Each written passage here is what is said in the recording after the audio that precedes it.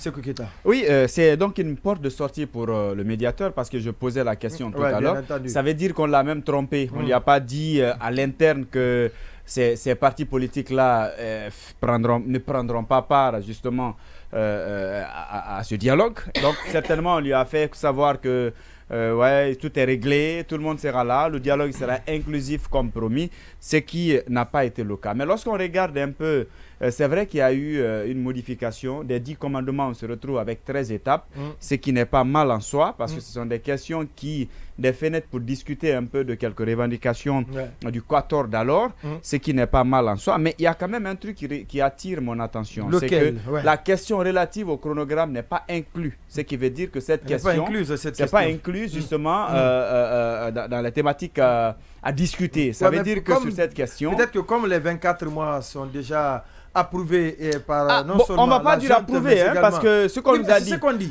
on nous a fait savoir que la CEDEAO devrait se prononcer. Donc pour l'instant, c'est une proposition. Et même si c'était le cas, est-ce que c'est ce que la charte prévoit? La réponse est non. Non, c'est pas ce que la charte prévoit. Et ça fait même partie justement des réclamations même de certains acteurs politiques qui ont estimé que cette question devrait être discutée à l'interne pour justement aboutir à un consensus. Ce qui n'a pas été fait. Alors, si la question là n'est pas inclue, ne fait pas partie des thématiques à débattre, est-ce que ça ne vide pas un peu le cadre de son contenu majeur? Parce que c'est l'une des questions ou les préoccupations majeures à résoudre au cours de ce dialogue. Ça n'a pas été, ce n'est pas mentionné. Et je me pose la question, discuter toutes ces questions avec... ces partis ou en tout cas ces entités qui étaient dans la salle aujourd'hui, est-ce qu'on ne va pas se retrouver quelques jours plus tard à reprendre ou en tout cas à discuter avec les autres partis qui ne sont pas venus? Je pense qu'on est en train de passer d'abord, je pose la question sur le cadre organisationnel, si vous me permettez. Allez-y. Je ne sais pas quelles ont été les dispositions qui avaient été prises en ce qui concerne l'organisation, parce que je vois une salle où les gens sont considérés comme entassés dans une boîte de sardines, parce que est-ce que c'est pas dispositif par rapport à la Covid? Voilà, parce que quand on a annoncé l'ouverture, moi je pensais à l'image de l'ouverture qu'on a connue avec le démarrage des assises nationales.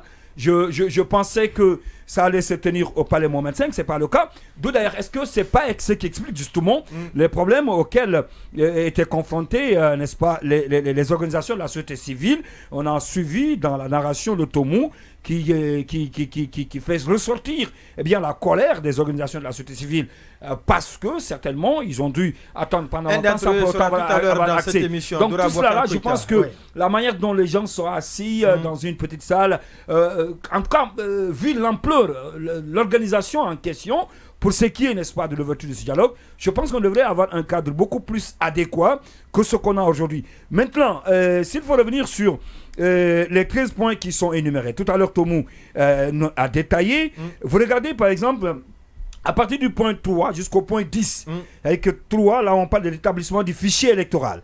10, l'organisation des élections. Donc 10, 3 jusqu'au point 10, ça ne parle que des élections. Alors, ça donne raison encore par rapport à ce que je venais de dire tout à l'heure, que quand on parle de transition, même si certains ne vont pas peut-être le reconnaître, il y a quand même une éminence lorsqu'on parle de la politique. En tout cas, parce 7 que sur 13. Sur les 13, les 10 parlent uniquement les 7 points. Les 7 points, autant pour Exactement. moi. Donc, du 3, non, 7, ça fait 8. 8 3 jusqu'au 10, ça fait 8 7 points. Bon, 7 ou 8. De toute la façon, ça parle de 3 étant compris. Oui, justement, ça fait 8. Donc, uniquement, rien que les élections.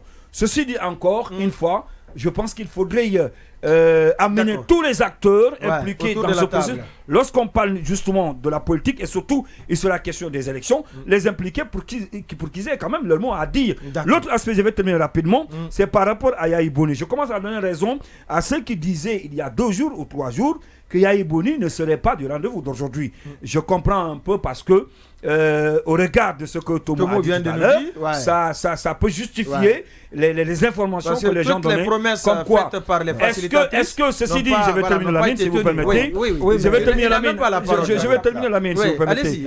Alors, non, je suis en train juste d'analyser. Je n'ai pas inventé. J'ai entendu il y a 2 jours, les gens ont annoncé que Yahya Boni ne serait pas à Conakry. Donc ça corrobore avec ce qu'il a dit tout à l'heure à l'annonce pour dire que tous les acteurs ne sont pas là, alors qu'il y avait à entendre en tout cas, à en croire ses propos, et je ne doute aucunement de sa moralité. Ça veut dire qu'il y avait une promesse qui avait été tenue par ces facilitateurs pour ce qui est justement de la présence de tous les grands acteurs dans ce projet. Parce que c'est important. On parle du dialogue inclusif interguinéen, auquel dialogue doit participer, n'est-ce pas, tous les acteurs, les gros morceaux. Alors, on a vu des partis politiques. Non, je ne l'ai pas déjà dit. Non, je ne l'avais pas dit. Non, je ne l'avais pas dit. Je ne l'avais pas dit. Je suis désolé. Je ne suis pas en train de me répéter. Je ne suis pas en train de me répéter. L'autre chose, c'est la présence d'Ousmane Baldé-Sanloa. Alors, je ne sais pas si les autres coordinations ont été représentées. Parce qu'ils étaient là la veille, ils ont été rencontrés, ils ont été reçus par le Premier ministre. Au sortir même, beaucoup d'entre eux ont dit que cette fois-ci c'est la bonne. Mamadi Doumbouya c'est le Messie, il est venu refonder le pays. Donc tout le monde n'a qu'à l'accompagner. Est-ce qu'elles sont représentées? Le discours véhiculé par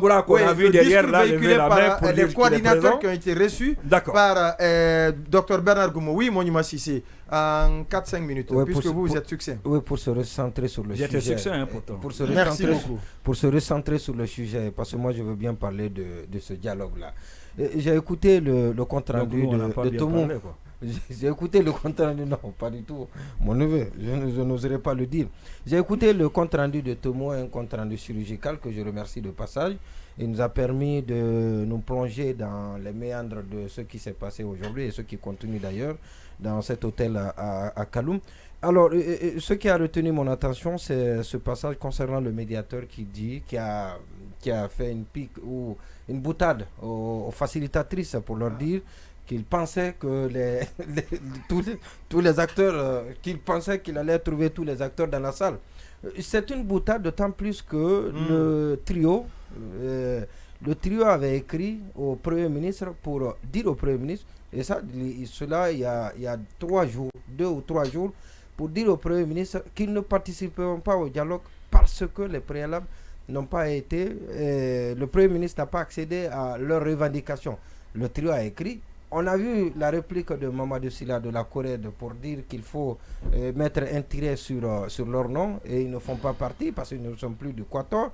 Et on ne peut pas me dire que le facilitateur n'a pas été informé de l'évolution de cette situation et surtout que le facilitateur, c'est la CEDEAO, son interlocuteur direct en Guinée, c'est le représentant de la CEDEAO. Et qu'on me dise que le représentant de la CEDEAO n'a pas lu ça dans les médias et qu'il n'a pas été informé, que le facilitateur entre-temps n'a pas été informé, c'est pas tout de suite là que le Quator a décidé, le trio a décidé de ne pas prendre part au dialogue. Il y a plus de 24 heures. C'est un crime permettez. Fasse remarquer l'engagement. Vous savez, c'est diplomatique. L'engagement pris par... C'est même pas... C'est un message qu'il a véhiculé. C'est un message qu'il a véhiculé et tu l'as bien compris, le message, tu l'as bien compris. Je le décortique, mais pas dans le sens que vous avez emprunté. Oui, tu veux l'interpréter à ta façon. Oui, mais c'est moi qui parle.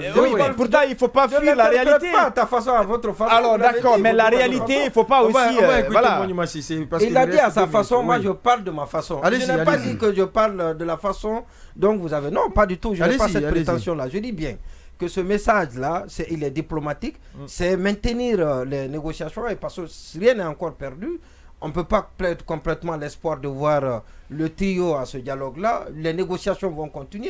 C'est diplomatique et puis c'est ce qui explique cette boutade lancée aux facilitatrices. Et sinon, c'est impossible que le facilitateur, le médiateur, avant qu'il ne vienne à Conakry, qu'il ne soit pas informé. Maintenant, par rapport au côté organisationnel, on a suivi. Il y a des quoi que ça, c'était vraiment prévisible. C'est la première journée. Et malheureusement, vous n'avez pas la parole. Non, c'est prévisible. Non, mais c'est pas la première fois qu'on organise quand même le dialogue. Laissez-moi terminer là. Mais c'est pas la première fois. Non, c'est la première fois. Oui, mais c'est qui dit est grave. C'est pas la première fois qu'on organise l'ouverture d'un dialogue. C'est la première fois qu'on assiste à des quoi que dans l'organisation d'un événement majeur en Guinée. C'est pas la première. Voilà, je dis qu'en Guinée, quand ça réussit, c'est ce qui surprend. Quand ça ne réussit pas, c'est ce qui ne surprend pas. Mais cela n'a rien à voir avec ce qui va être discuté à ce dialogue. Et j'interpelle les organisateurs que par la suite que les choses rentrent dans l'ordre pour permettre aux acteurs qui ont accepté de venir au dialogue de discuter du dialogue. Maintenant, comme on va parler tout à l'heure du trio qui a quitté, l'idéal serait que le trio, tout le monde se retrouve là-bas. Malheureusement, cela n'a pas été. Et sinon, tout le monde devait être là-bas pour discuter des problèmes et constater que la partie adverse ne veut pas s'exécuter ou sinon est imperméable, bien évidemment, par rapport aux exigences de la classe politique. Oui. Alors, par rapport aux 13 thématiques qui semblent donc avoir été arrêtées, le débat va porter sur ces 13 thématiques. Moi, je voudrais, peut-être qu'il y a un truc que je n'ai pas compris. Le courrier réponse que le Premier ministre a adressé au trio hier, courrier dont les médias ont pu disposer tard. Si vous permettez, je vous lis un passage, peut-être que je n'ai pas compris.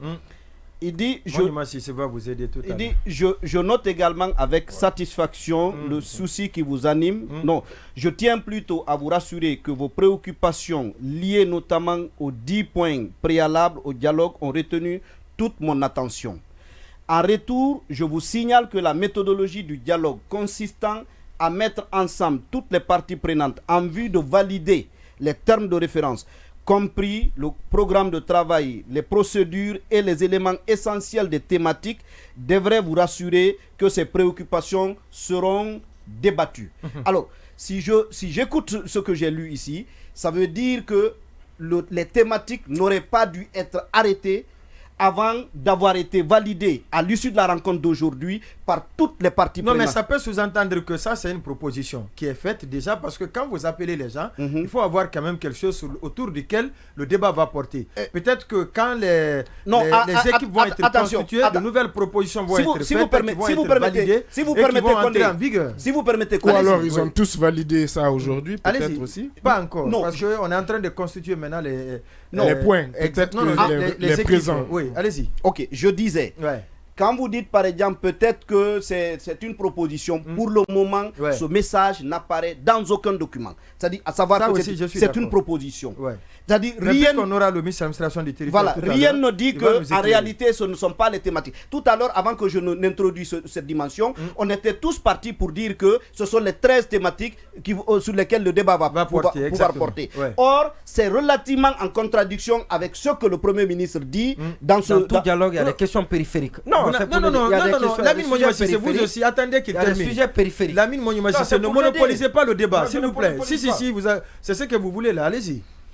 Donc, encore une fois, moi, je pose la question. Peut-être que la réponse viendra quand on nous dira que c'était une simple proposition. Mais je trouve aussi que la remarque du médiateur n'est particulièrement pas banale. C'est pas anodin. Dans ce débat-là. Le fait de dire qu'on lui avait fait croire que tout le monde serait là, est-ce que de manière délibérée, il a été induit en erreur, on l'a trompé pour le faire venir sur Conakry, probablement on devrait davantage en savoir. Oui, Baila. Oui, bon, je vais commencer là où Sanso vient de terminer sur la question du médiateur. Moi, effectivement, je veux bien attendre au fait d'avoir l'intégrale de son discours pour pouvoir contextualiser et ça pourra nous donner des idées sur vraiment si c'était un reproche qu'il faisait aux facilitatrices ou bien si c'était une façon de dire qu'elles n'ont pas réussi. Parce que promis que tout le monde serait autour de la table. Oui. Qu'on le dise, quoi qu'on dise, c'est un reproche. Bon, ou en tout cas, ça dépend. L'objectif pour lequel les facilitatrices ont été choisies n'a pas été totalement atteint. Ça peut dépendre aussi du ton employé, de ce qui est dit avant et ce qui est dit après avoir dit ça. Je le maintiens que l'intégralité du discours est important pour bien cerner le message qu'il a voulu envoyer aux facilitatrices. Et ce qu'il faut se demander aussi, c'est que et le médiateur et les autorités, qu'est-ce qu'elles avaient donné aux facilitatrices? Est-ce que c'était une obligation de résultat ou de moyens? Ce que je veux dire, est-ce qu'on les a dit, écoutez, votre mission c'est de ramener, quoi qu'il en coûte, forcément tout le monde autour de la table, ou de faire tout ce qu'ils peuvent, tout ce qu'elles peuvent, tout ce qui est de votre possibilité pour que tout le monde vienne. Donc c'est à ce niveau aussi la question se pose. Et pourquoi je le dis? Parce que j'ai vu aussi un autre extrait du passage d'un discours du médiateur sur guinéelive.com où il promet lui que tout le monde sera autour de la table, et il dit même que s'il le faut, il mettra à contribution les chefs d'État. Donc en tout cas lui, et si il a dit cela aussi, ça dénote aussi bien que la présence des autres est incontournable. Oui, selon important en tout cas, incontournable. Et c'est probablement le reflet de la déception. La présence des autres est nécessaire. Et importante, il le tient à ça. C'est pas la première fois. Ce n'est pas la première fois. Ce n'est pas la première fois en tout cas qu'il l'exprime. Dans son dernier dans son dernier passage, il avait encore exprimé le souhait qu'il vienne, en tout cas qu'il vienne autour de la table de dialogue. Maintenant, ça veut dire que le dialogue ne se passera pas que dans l'hôtel là. Comment? Ça veut dire que le dialogue, il n'y aura pas que dans cet hôtel. D'autres discussions se feront ailleurs. C'est comme ça tous les dialogues. Non, ce n'était pas parti pour ça. Oui, il nous reste 2 minutes avant d'aller à la pause. Oui, et moi sur les 13 points, celui qui a attiré mon attention, c'est celui qui parle de la question. Le point numéro combien? Numéro, je pense 13. En tout cas, celui qui parle, j'ai oublié le numéro, celui qui parle des droits politiques. En lien avec le judiciaire. En lien avec le judiciaire. Donc cela aussi, ça renvoie justement manifestement aux acteurs sociopolitiques qui sont détenus, et c'est l'une des revendications justement aussi du Quatuor. Exactement, c'est l'une des revendications du Quatuor. Cela ne figurait pas dans les 10 premiers points. Donc c'est aussi le signe quand même que du coup on a pris en compte quand même cette problématique du droit de manifester, qui est une revendication quand même importante et du Quatuor et des acteurs de la société civile. Massouma va attendre après la pause, puisque la régie nous met la pression. Le service commercial est en train de la tolaner, cette régie. Nous allons donc partir à la pause. On se reprendra tout à l'heure pour la suite de l'émission On refait le monde.